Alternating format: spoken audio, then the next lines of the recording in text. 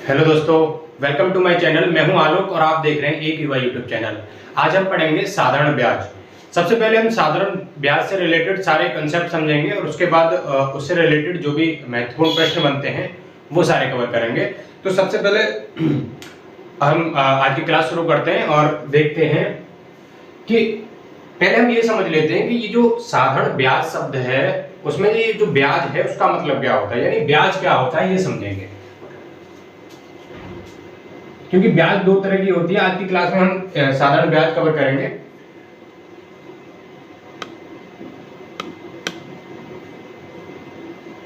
दो तरह की ब्याज होती है, चक्रवर्ती ब्याज और साधारण ब्याज। तो हम कवर करने वाले हैं साधारण ब्याज। तो अगर हम बात करें ब्याज की, तो ब्याज होता क्या है पहले ये समझ लें, उसके बाद हम आगे बढ़ेंगे। तो मैं आपको समझाने का प्रयास करूंगा कि जो साधारण ब्याज होती है इसका मतलब ये है कि जैसे मान लो आप हैं और आपसे किसी ने 1000 रुपये उधार लिए। कोई बंदा आपसे 1000 रुपये उधार लेने आया और आपने कहा ठीक है भाई दे दूंगा 1000 रुपये उधार, लेकिन आपने बोला कि दे तो दूंगा, लेकिन उसके ऐसा नहीं है कि मैं ऐसे ही मतलब मुफ्त में दे दूंगा। ऐसा तो नहीं होता कि हम बिना फायदे के किसी को अपने पैसे दे दें। तो कोई ना कोई फायदा चाहिए हमें, तो उससे बोलेंगे कि भैया 3% की दर से दूंगा। यानी उसने अगर मान लो उसने हमसे बोला कि 1 साल के लिए हम पैसे उधार ले रहे हैं, यानी 1 साल के लिए उसे पैसे चाहिए, तो मैंने बोला 3% की वार्षिक दर से दूंगा। तो इसका मतलब क्या है पहले ये समझ लें।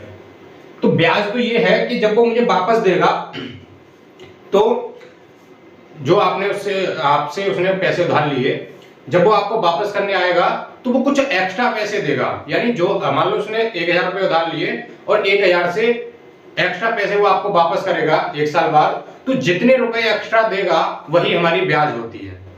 तो ये रही ब्याज। उसके बाद मैंने एक शब्द बोला 3% वार्षिक ब्याज की दर से, यानी ये दर है। मैंने आपको समझाने के लिए अभी बोला 3%, यानी 3%। इसका मतलब क्या है? देखो प्रतिशत का हम सब लोग समझते हैं कि 3/100, यानी 100 में से 3, 100 पर 3। तो यानी अगर हमने 1000 रुपए किसी को उधार दिए, 1000 रुपए हमने उधार दिए, 1000 रुपए उधार दिए 1 साल के लिए, मान लो 1 साल के लिए, 1 साल के लिए उधार दिए, तो 1000 रुपए पे कितनी ब्याज बनेगी? अगर हम ये ऐसे ही निकालें तो देखो कैसे, 1000 जो रुपए अगर उसके हम 100 के नोट बना लें तो 10 नोट बनेंगे। 1000 जो है 10 नोटों से बन जाएगा। 100 के जो नोट है कितने बनेंगे? 10 नोट। तो एक नोट पर 3 रुपए बढ़ जाएंगे 1 साल पे, तो 10 नोट पे 10 या 30, यानी 30 रुपए बढ़ जाएंगे 1 साल पे। तो उसको बोलते हैं दर, यानी 100 रुपए पे 3 रुपए बढ़ेंगे 1 साल में, अगर वार्षिक दर है तो अभी ये हमने समझा। इसके बाद देखो हम एक तरफ से हम शब्दों को क्लियर करते चलेंगे जो इस चैप्टर में यूज होते हैं। सबसे पहले होता है मूलधन। मूलधन या धन।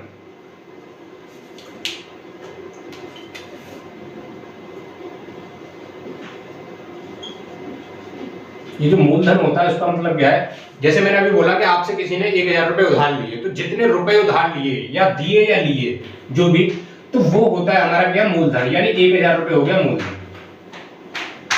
उसके बाद उसने बोला कि भाई 1 साल के लिए चाहिए या 2 साल के लिए, जो भी वो बोल रहा है, तो ये जो समय है यानी जितने समय के लिए उधार लिए वो होता है हमारा समय। 2 वर्ष मान लो, 2 वर्ष। उसके बाद मैंने उससे बोला कि भैया 3% वार्षिक ब्याज की दर से दूंगा, तो ये जो 3% है वो हो गया हमारा दर, 3% दर हो गया।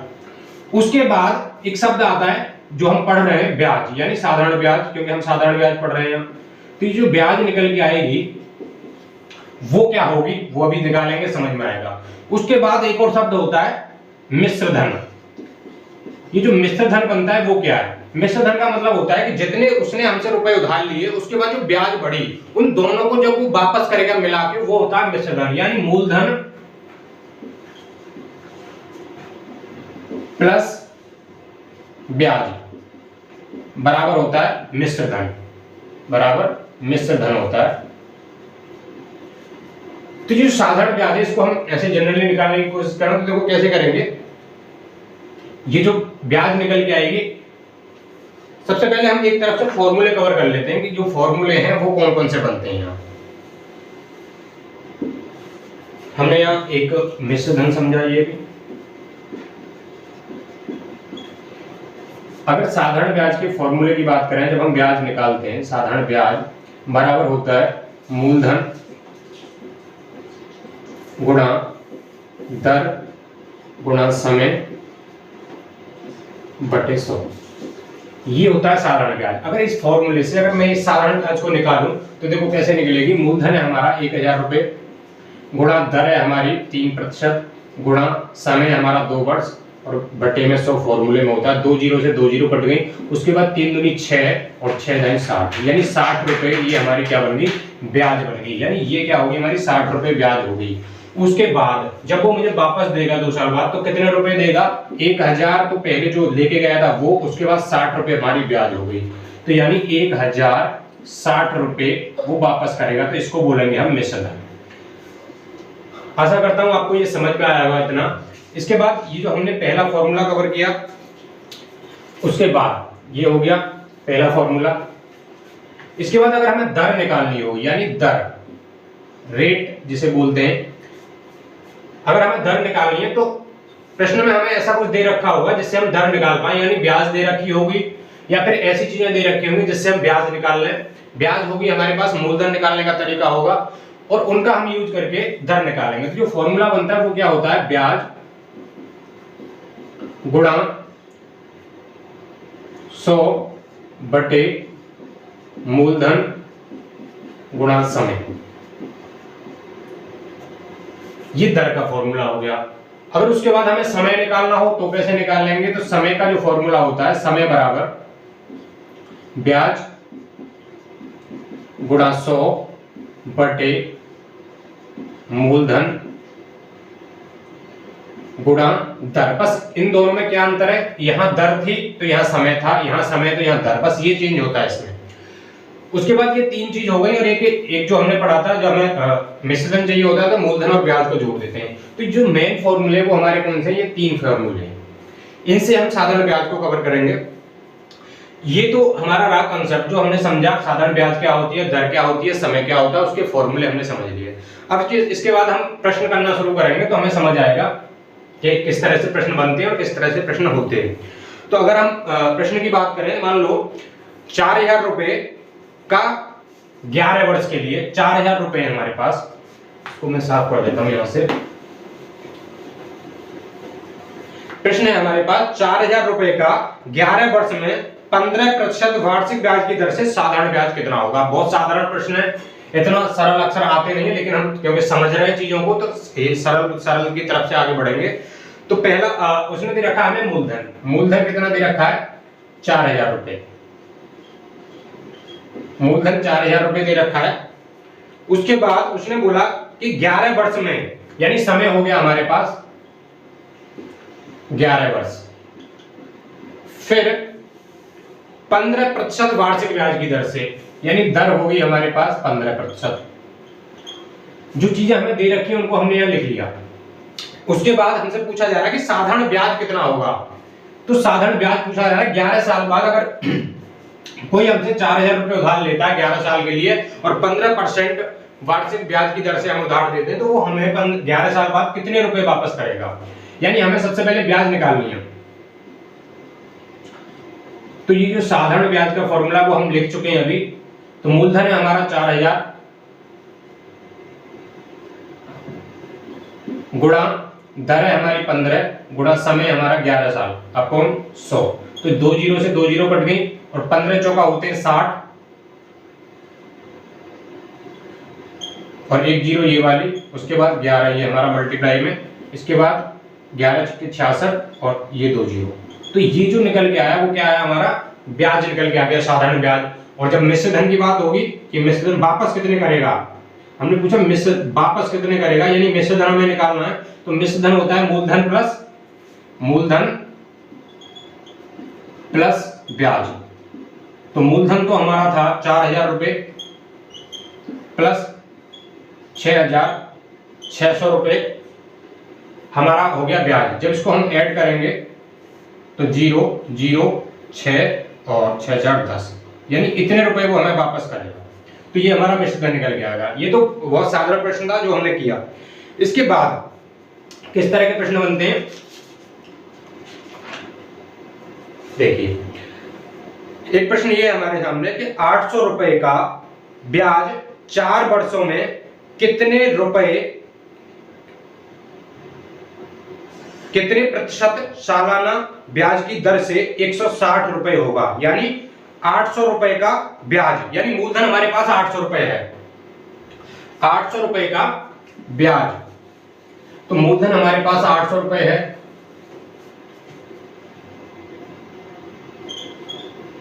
मूलधन बराबर 800 रुपए। उसके बाद कहा जा रहा है हमसे कि 800 रुपए का 4 वर्षों में, यानी समय हमारे पास 4 वर्ष, समय बराबर 4 वर्ष, 4 वर्षों में कितने प्रतिशत वार्षिक ब्याज की दर से ब्याज 160 होगा। यानी हमें ब्याज दे रखा है, ब्याज बराबर 160 और दर हमसे पूछी जा रही है कि कितने वार्षिक ब्याज की दर से, दर बराबर क्या, ये हमसे पूछा जा रहा है। तो अभी हमने देखा दर का फॉर्मूला होता है ब्याज गुणा 100 बट्टे मूलधन गुणा समय। तो दर हमें निकालनी है, तो दर बराबर ब्याज कितनी है हमारे पास 160 गुणा 100 फॉर्मूले में होता है। उसके बाद मूलधन है हमारा 800 गुणा समय हमारे पास 4 वर्ष। तो पहले हम क्या करेंगे, इन दो जीरो से ये वाले दो जीरो घटाएंगे, उसके बाद 8 दूनी 16, 20 हो गया और 4 पन्ना 20, यानी दर बराबर हमारा क्या आ गया, दर बराबर 5%। तो ये रहा एक सवाल, दर हमसे पूछी जा रही है, बाकी चीजें हमें दे रखी हैं, तो इस तरह से करेंगे। उसके बाद अगर हमसे पूछा जाए,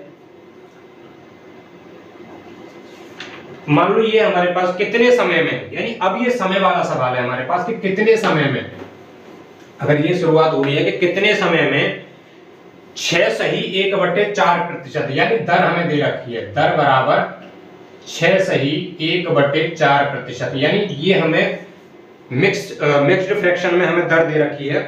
कितने समय में 6 सही 1/4% की दर से 600 रुपए का ब्याज 93.75 रुपए हो जाएगा। दर से 600 रुपए का, यानी मूलधन हमें दे रखा है 600 रुपए, मूलधन हमें दे रखा है 600 रुपए, 600 रुपए का ब्याज 93.75, यानी ब्याज भी हमें दे रखा है, ब्याज बराबर 93.75 रुपए, इतना ये हमें ब्याज मिलेगा।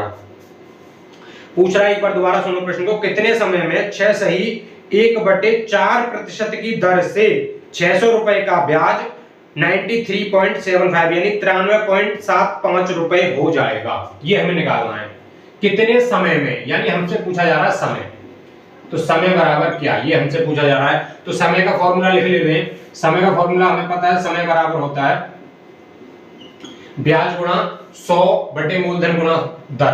तो ब्याज है हमारी कितनी 93.75, 93.75, इतनी हमें ब्याज दे रखी है। ब्याज गुणा 100 हमारे फॉर्मूले में होता है, उसके बाद बटे में मूलधन, मूलधन कितना है हमारा 600 गुणा दर। अब दर को पहले ये जो हमें सही बटे में दे रखी है इसको नॉर्मल बनाएंगे, 6 चौके 24 और एक 25/4, यानी ये 25/4 हो जाएगी।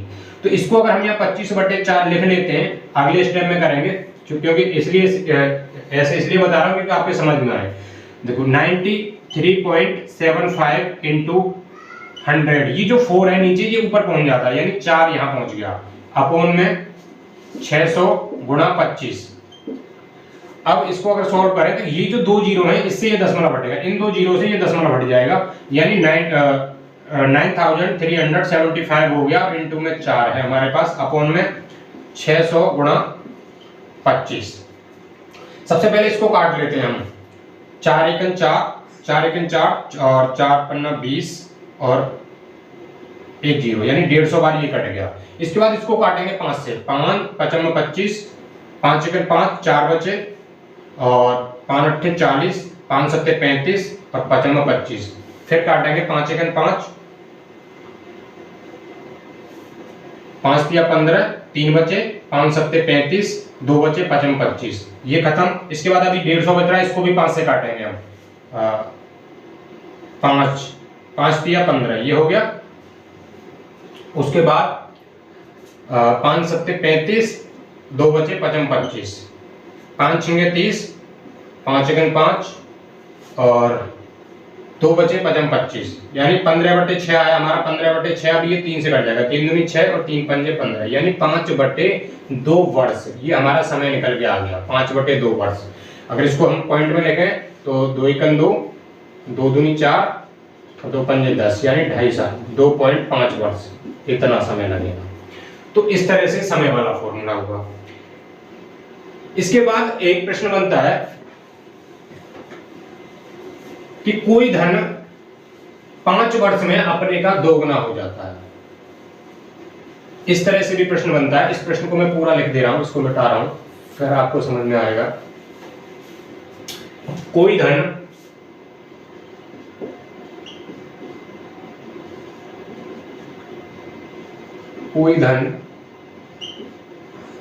5 वर्ष में अपने का दोगुना हो जाता है तो ब्याज की दर बताइए, ब्याज की वार्षिक दर बताइए।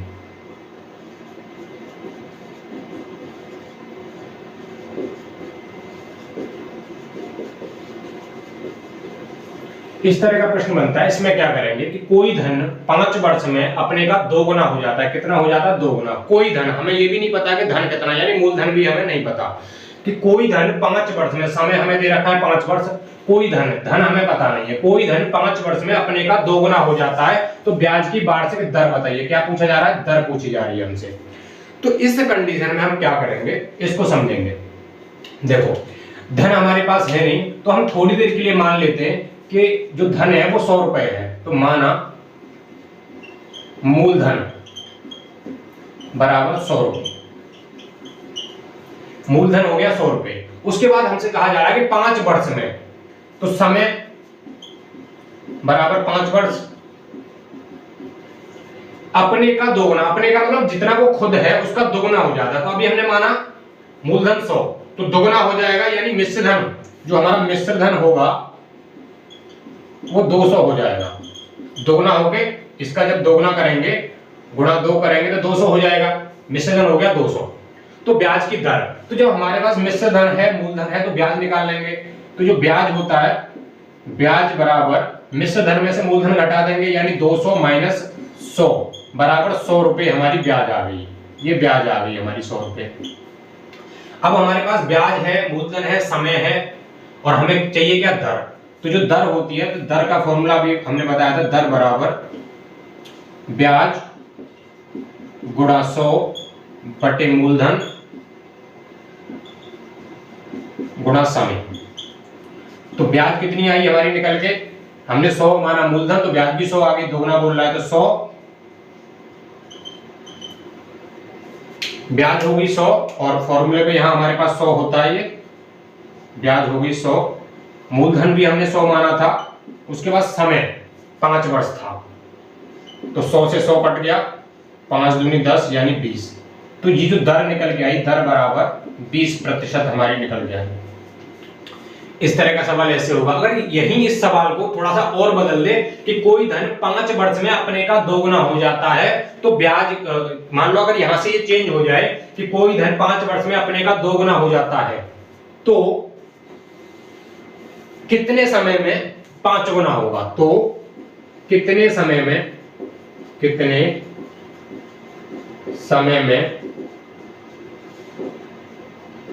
5 गुना होगा?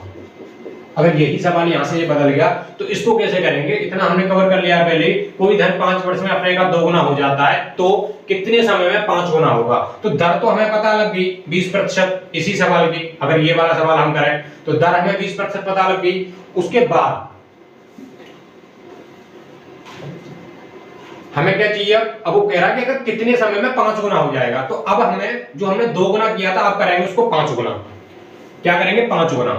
तो 5 गुना हमने किया तो 500 हो जाएगा, 100 का 500, और 500 में से अगर हम मूलधन को माइनस करेंगे, मूलधन 100 था तो 400 हमारी ब्याज निकल के आएगी, यहाँ पे 400 ब्याज हो गई, 400 ब्याज।